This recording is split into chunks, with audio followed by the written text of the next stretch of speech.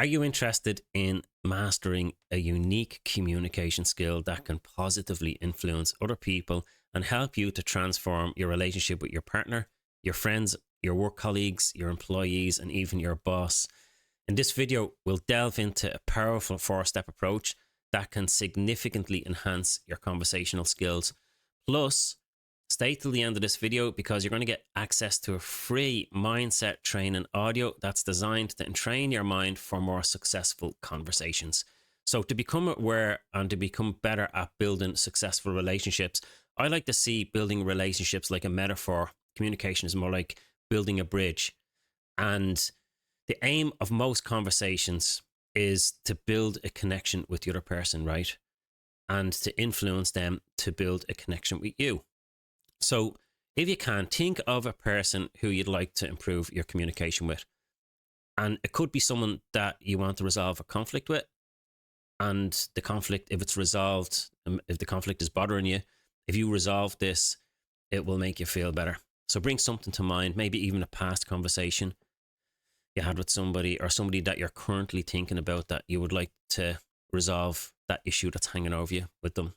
And if you had a better way of communicating with them, you could resolve it. And if you can't think of someone, it's okay, because the goal here is to improve your communication skills. So you could just make somebody up, create an imaginary person in your mind, and you can practice on them. So bring someone to mind as best you can.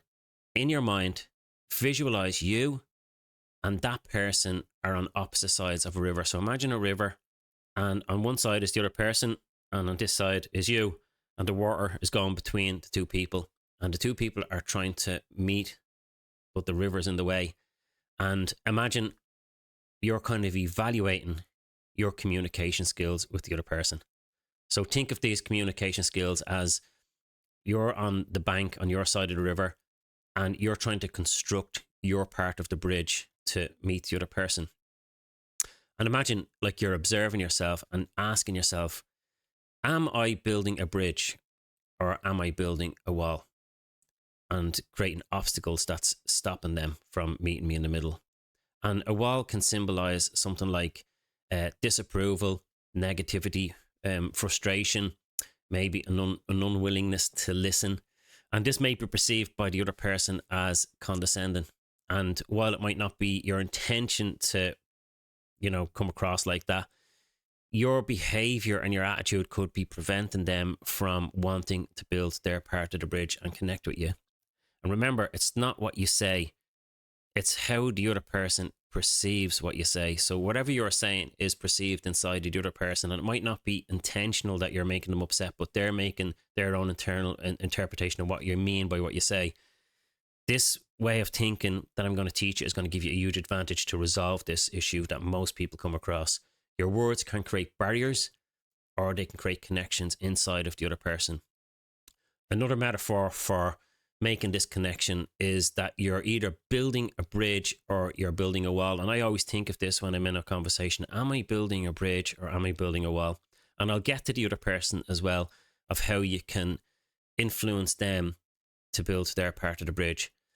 So depending on which one you choose, a wall or a bridge, whether you make a positive connection in the relationship or not, will define if you meet the other person in the middle or you end up just, walking away from the conversation and never getting resolved. So for instance, consider a scenario where you're in a discussion with a friend or a colleague, and in a lot of cases, you've probably done this, you respond defensively. And that might not be your intention, but just imagine that that's the way the other person is seeing it. It's coming across to them, that other person, that you're getting defensive and hostile. And they're building a wall now inside their mind. And your job is to get them to build a bridge. In this case, and you won't know until you truly evaluate your reactions honestly. So until you look at your own self honestly and the other person as well. So it's kind of a mutual thing. It could actually be counterproductive to your goal, what you're doing, and you might not be aware of it. You might blame the other person. So if you're aware of this, instead of coming across as defensive, you will have a major advantage in being able to choose whether you adjust your behavior slightly or not. And it creates an opening, an option for you to, decide whether you want to listen to their perspective or include their perspective and discover a common ground that you can actually come to agree with them at some level.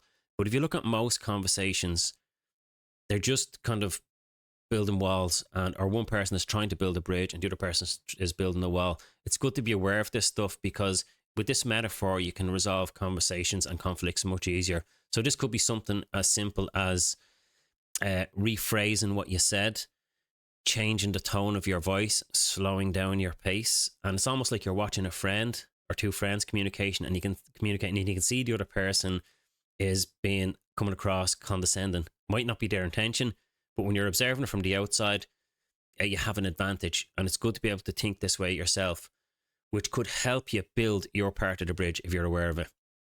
And you're doing it in a more purposeful way and a more constructive way, because you're self-aware. And they say self-awareness is the key to self-mastery. So if you find yourself building a wall, just take a moment to just step back and reassess your behavior and adjust your behavior accordingly to how you think it's going to help the other person to kind of meet you in the middle. And it's essential to be aware of your own reactions and also their reactions, so that you can gain more of an advantage and become more aware of who's building a bridge and who's building a wall. Usually you only notice this stuff after a conversation where you realize, man, I shouldn't have said that. You know what I should have said? But if you can do it inside of a conversation, you're going to have a huge advantage, and you're going to become better at allowing yourself to include the other person's viewpoint, and more likely to be engaged in a respectful kind of mutual discussion. In doing so, you're building your part of the bridge, and this is important, while at the same time you're helping to influence the other person to build their part of the bridge. So next, observe the other person's actions. If they're also building a wall, since you have the advantage in seeing the bigger picture, your role is to influence them to start constructing their part of the bridge. So instead of getting into the blame game, you're kind of helping them to go, okay, just listen to them more, slow down your pace, ask them more questions, agree with them, small little bits of change at a time. And it's always good to remember as well, as a great colleague of mine, Francesco Salvadori, says, you can persuade anybody, anywhere, anytime, but you can't persuade everybody, everywhere, all the time. So there's going to be times where other people are just going to just not want to communicate with you, and you have to evaluate that to see if it's worth giving it a shot or not. So this is where having these persuasion and influence skills gives you a significant advantage, because you have to see communication as a process and not take it personal, because this is what's going to give you a huge advantage in solving problems. So this skill of learning this particular metaphor, of looking at it this way, will give you a better advantage in creating more successful conversations and creating more positive outcomes on purpose. And this way of communicating is essential for building stronger relationships and can provide you with an edge on every conversation, which most people don't have. So here's a simplified version of this 4-step guide. Step 1, when you're in a conversation, just check in with yourself and ask yourself, am I building a bridge or am I building a wall? And step number 2 is, how can I improve my behavior to continue building my part of the bridge? So just in small, subtle ways, how can I improve my attitude, my tone, my pace? How can I make small improvements? Maybe I need to listen a bit more so that I can continue to build my part of the bridge. And this is important. Step 3, is the other person building a bridge or a wall? You have to be aware if they're building a bridge. Sometimes you might just keep building the wall and you have to decide whether you want to keep giving it a shot or not. And if they're building a wall, you have to consider, how can I influence them to build their part of the bridge so that they can meet me halfway? So the conclusion to this is to remember, communication isn't about trying to outwit the other person. It's more about creating a relationship of cooperation that aligns with the higher purpose and the benefits of all people involved. When it comes to building relationships, it's helpful to see communication as two people building a bridge. However, it's important to remember that while the bridge facilitates an exchange of value of the two people involved, they remain unique individuals with their own perspective and their own values. So don't take it personal if they just get stuck building a wall. It's not personal. They just don't know how to meet you halfway. Each time that you're communicating with somebody, evaluate whether you're creating a connection or a barrier. By mastering these skills, you can steer your conversations towards success and transform your relationships in a positive way. And as the mindset coach that empowers busy professionals to master stress and achieve mental balance, I personally recommend just keeping this simple.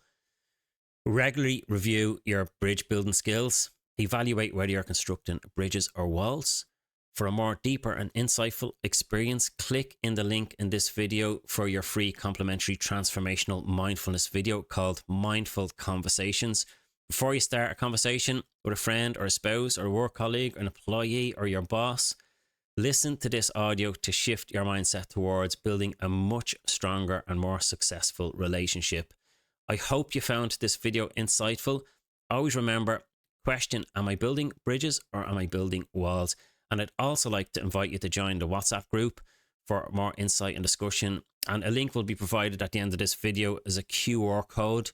And you can just take a picture of the QR code and it'll bring you straight to the WhatsApp group. I'll also put a link in the description. And that brings us to the end of this video.